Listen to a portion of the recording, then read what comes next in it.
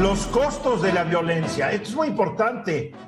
El costo psicológico, el costo social, la degradación del tejido social, la violencia y el miedo a la violencia, pero también hay un costo económico. Y tú traes muy buenos datos esta tarde, César Benedicto.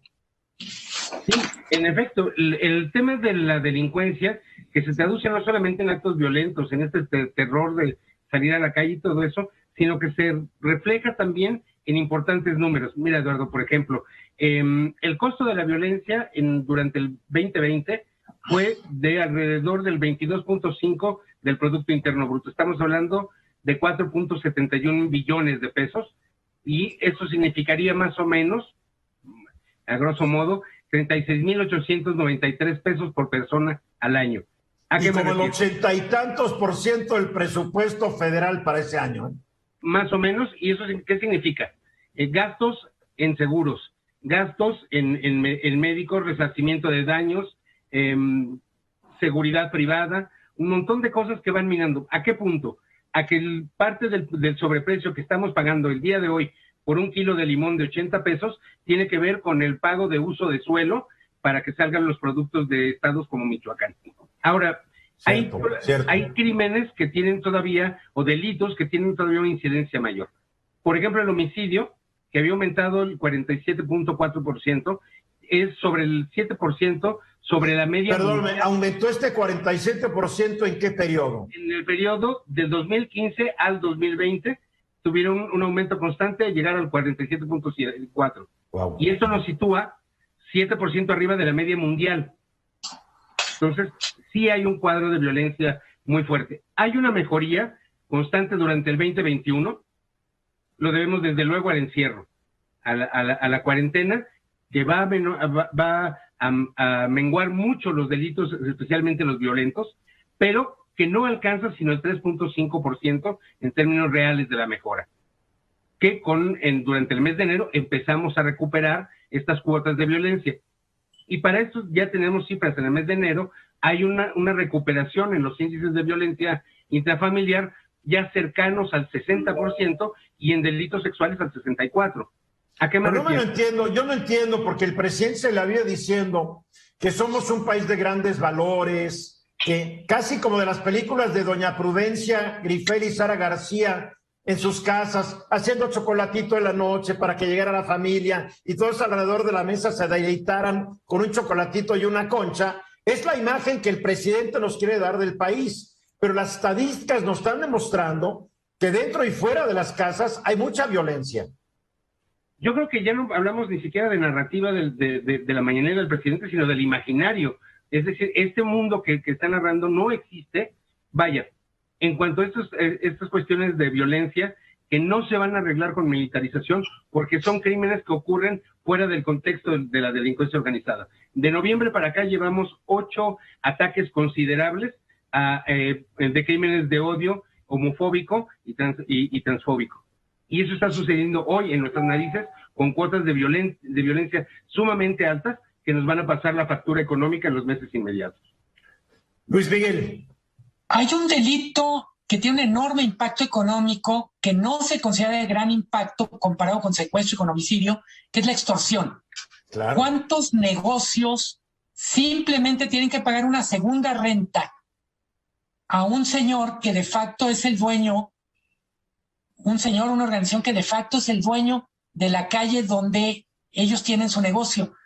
Creo que este tema de cómo se volvió normal que alguien controla, que tiene el monopolio de la violencia en un territorio y hace imposible la vida a los dueños, pero también a los clientes de un local.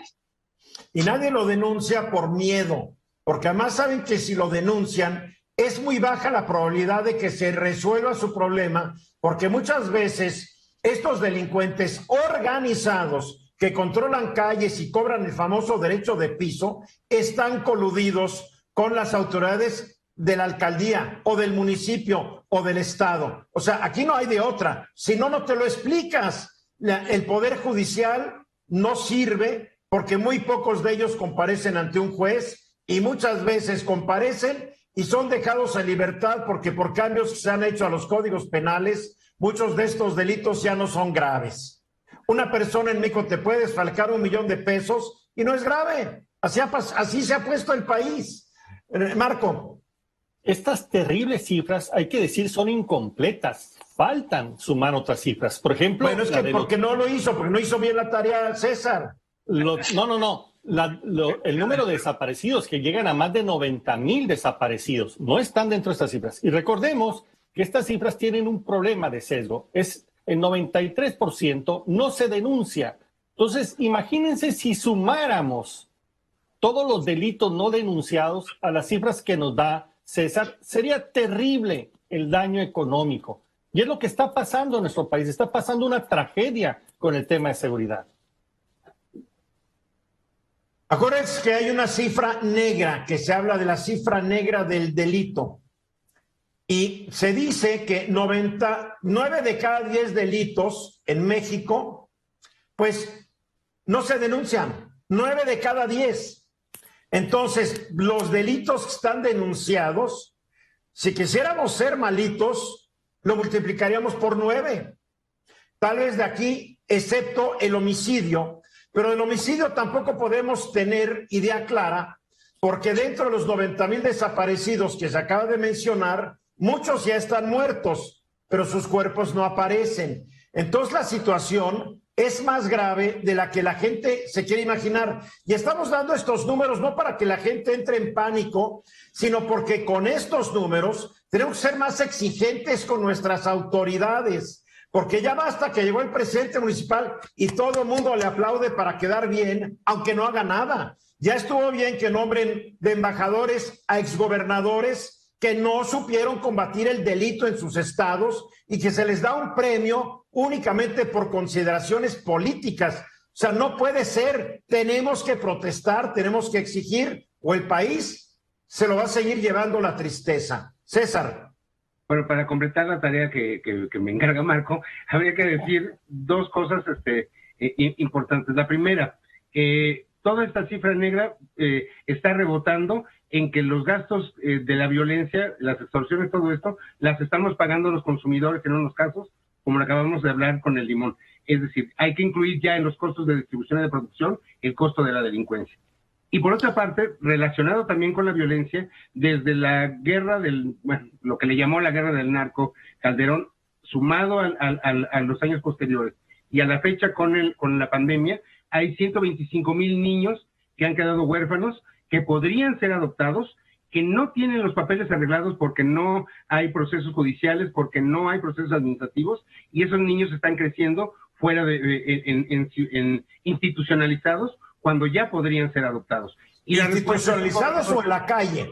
O en la calle. De acuerdo que el proceso de adopción en México es tan tortuoso que la gente no le entra. Por eso en México hay un mercado ilegal de bebés, porque es muy complicado adoptar en este país, porque el Estado en toda su magnificencia y sabiduría cree que se pueden encargar de ellos. Es la verdad. Luis Miguel. No se pueden.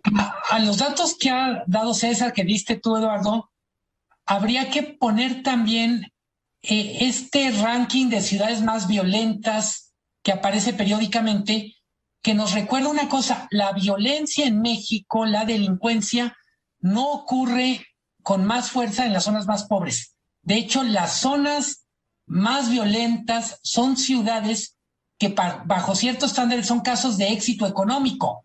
Cuando decimos Ciudad de Obregón, cuando decimos Naucalpan, porque ahí están las víctimas que tienen que darle a los delincuentes. Para concluir, César.